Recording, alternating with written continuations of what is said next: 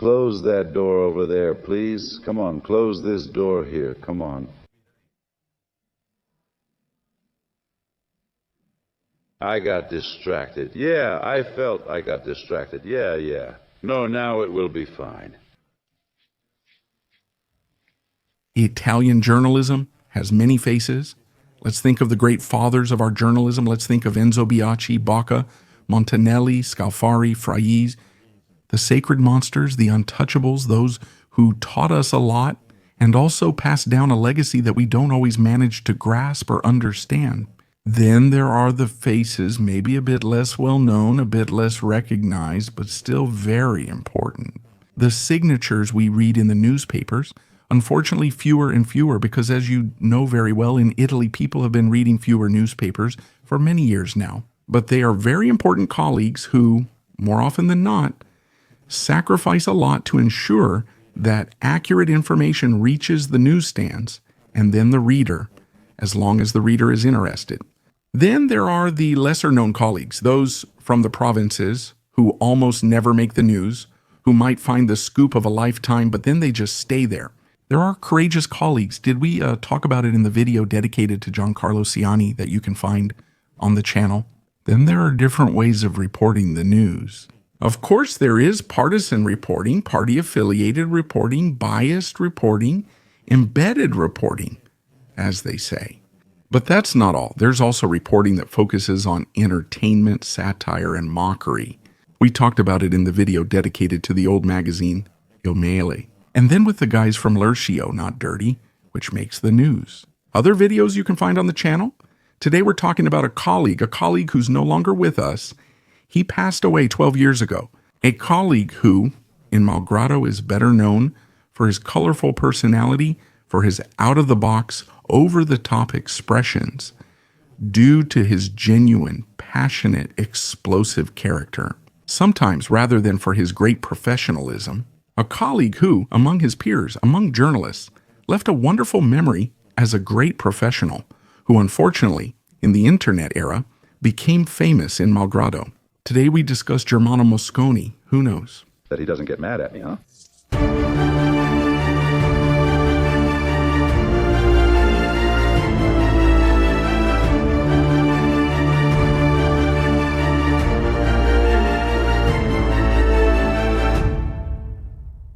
If I find whoever made me angry, I'll punch him, break his head, and find him. That idiot sooner or later, huh? A lot of you asked for it. The video of Germano Mosconi, thanks to last New Year's greetings. So we decided to make you happy. But what do I have? I won't clearly tell you about all the outbursts of anger, whether provoked or not, inside the newsroom, where Mosconi worked and has worked for so many years. Do you know about those? I'll tell you about another Mosconi, a serious, prepared, professional Mosconi. A Mosconi who was an example for so many journalists, especially in Verona. And around his city, the city where he lived, where he worked, the city he loved, the city he told stories about, especially the sports achievements, because Germano Mosconi was a great sportsman. He played tennis, even with good results. It must be said, he loved soccer as well as basketball. He recounted, together with another colleague, Puliero, the achievements of Hellas Verona, that Hellas that unexpectedly won the championship in the mid-'80s, the yellow-blue fairy tale of Verona. He recounted, although less than another colleague who is still alive, named Mario Poli, whom I greet with great affection, the achievements of Scaligera, which in the '80s entered the Serie A championship. And then he would experience that wonderful adventure up to winning the Coppa Italia, the Italian Super Cup, and the Kovac Cup. Germano Mosconi was above all a journalism master. Do you know why? Here's how our profession works. When you read one of our bylines in the newspapers, you probably don't know that the vast majority of those bylines, aside from the national newspapers, are not made up of staff writers. Salaried employees as staff members are collaborators. They're the so-called freelancers, meaning they're professionals who occasionally, with a regular contract, provide their work to that publication. They write about a specific subject. They write on call, pay attention, not on command. There's no one dictating to them what to write, but on the other side, there's a chief reporter or a section editor who calls them, who phones them, or nowadays WhatsApp is used a lot. And these colleagues behind the desk ask for a piece, an article. They give more or less the topic, the length, meaning how many lines, how many characters, how many columns. The newspaper follows its own rules and continues producing content. While today an article, depending on the case, can be written in 30 minutes, but it could also take an entire day. It depends on the article's type, length, complexity, and number of people involved. You need to know if it's live reporting or not, but sending it is very fast thanks to the internet. It's been over 20 years now that all newspapers in Italy have set up internet portals, with an intranet dedicated to contributors who upload their pieces, their articles, into these systems from which the editorial staff draws for layout.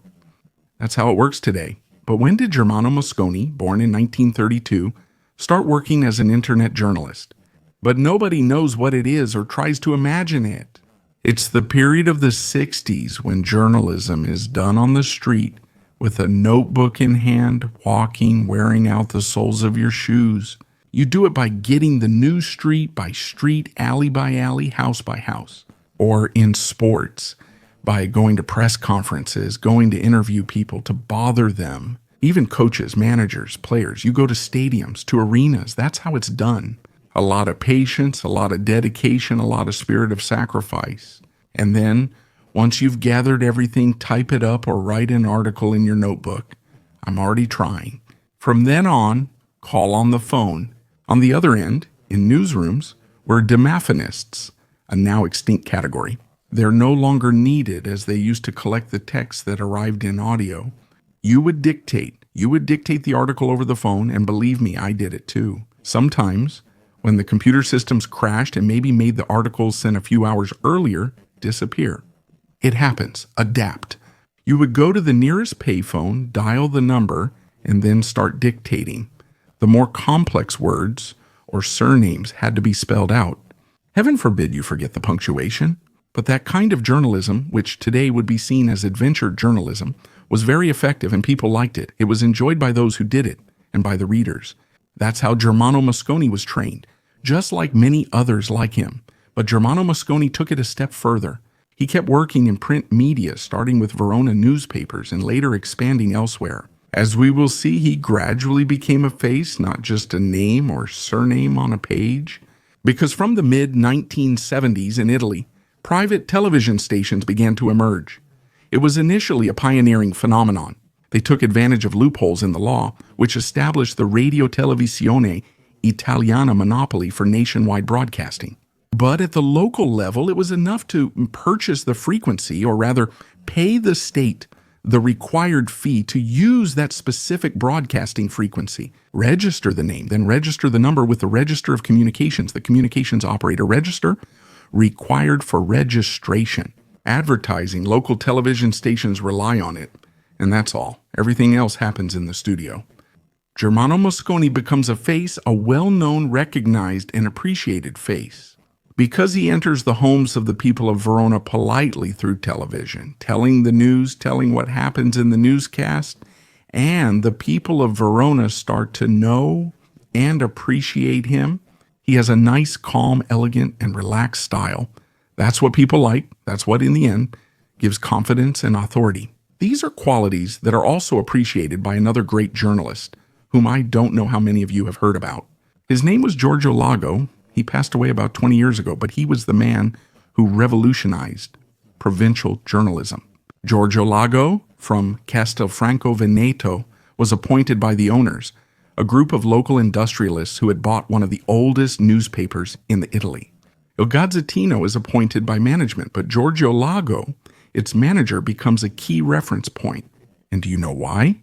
Because he understands two things. The first is that it's necessary to value the work of collaborators. And the second is that those who read the newspaper mainly want two types of news, at least in the provinces, local news and sports. And Giorgio Lago gives them this information in a professional, attentive, and consistent way, focusing a lot on quality.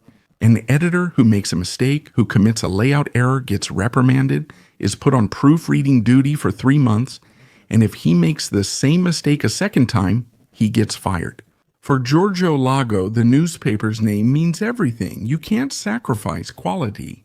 At that time, Germano Mosconi was one of the many contributors among the many writers. It was quality attention as Il Gazzettino's sales were rising, printing 160,000, 170,000 copies daily and surpassing 220,000 on Mondays. Thanks to the quality, there are outstanding writers. There's Rino Tomasi, one of the top tennis and boxing journalists, and Beppe Donazzano, a leading Formula One expert. There are names that wouldn't look out of place at the Gazzetta dello Sport. Some of them actually leave their collaboration with Gazzetta to join the Gazzettino, which on Mondays comes out with a supplement. It's called Ogni Sport.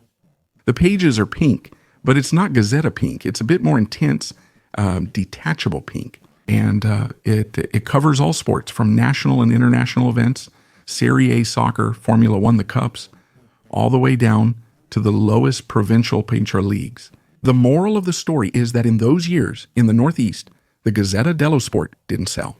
And we're talking about what was at the time the best-selling newspaper in Italy, selling 1 million copies a day, numbers that are unthinkable today.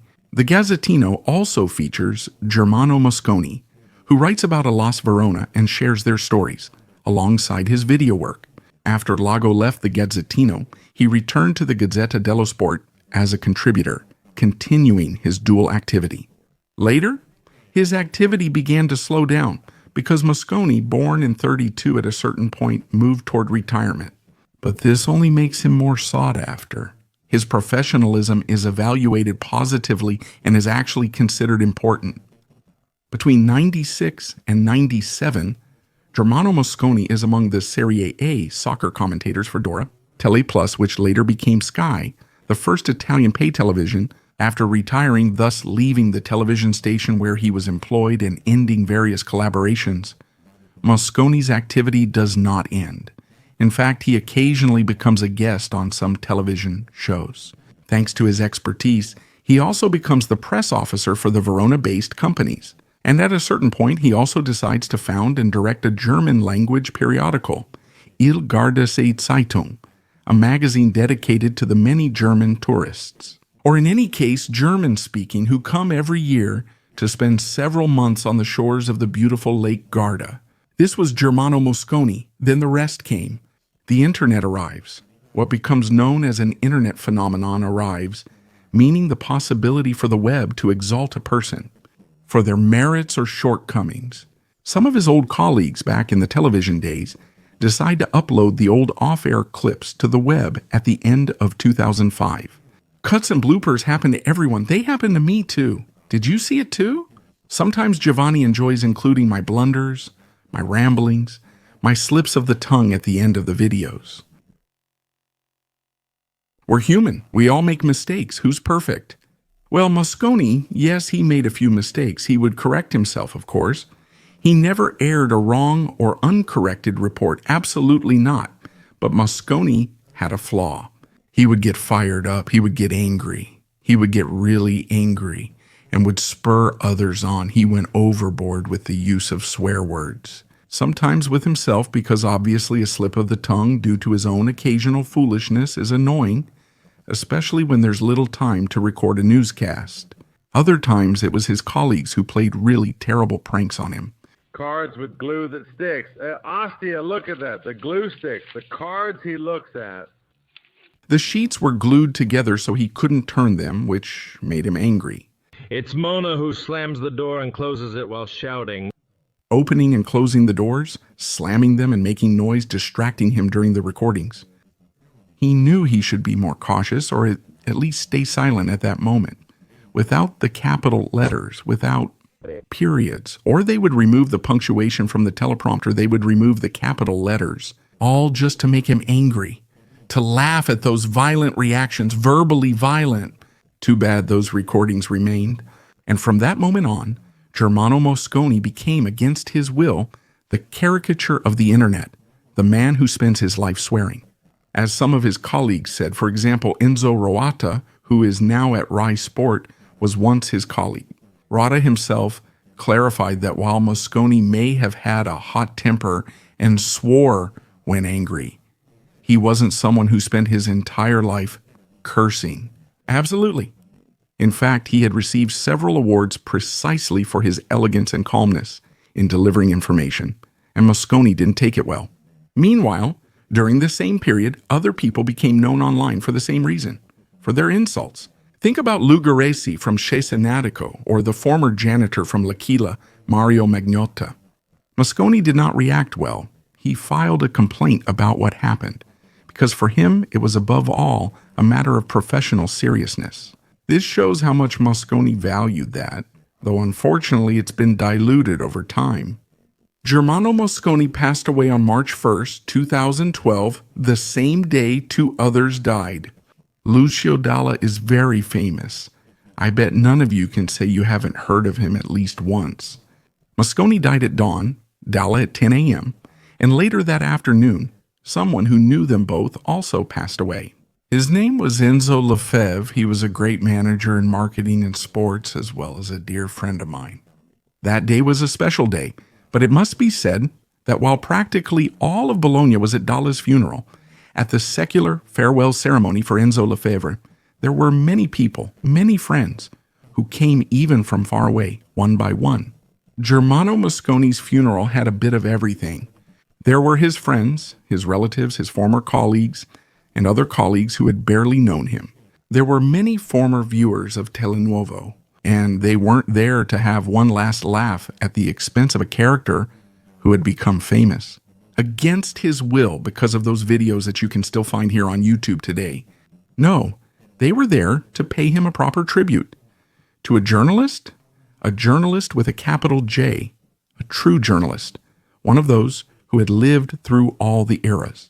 He had lived through the era of the Tapuino and walking on foot, the early days of television, the rise of video, and reluctantly the internet era. And so, as I close this video, I myself wonder if Italian journalism today doesn't deserve more Mosconi. And I'm not talking about the swearing, I'm talking about that seriousness, that punctuality, that calmness, that gave a sense of security, that conveyed values to the viewer or the reader.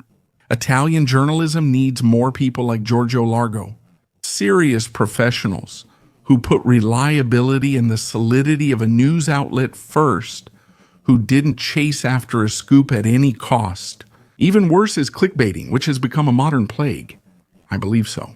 I believe that the constant decline in newspaper sales, and therefore the constant decline in readers, is mainly our fault as journalists, our profession's fault, that thinks it's chasing the sense of scandal, or that itch you sometimes feel inside, wanting to know the slightly dirty or borderline story, thinking that all this amounts to journalism? It's not. It's the spectacle of human snooping. It's Big Brother. It's the desire to look a bit morbidly at what your fellow humans are doing. But that's not news. And if you don't give news, the public doesn't follow you. People don't read you. You have to give the news. You have to provide a service. We journalists may have forgotten what it means to provide a service, to give the news. It would be good to go back to doing that. All of us. Maybe sacrificing a little bit in terms of views or followers, because that exists too. But if we provide quality, if we provide seriousness, if we provide punctuality, we convey much more than just content. We convey values, and values are not negotiable. That's it. Thanks for your attention. See you in future editions. Thank you all.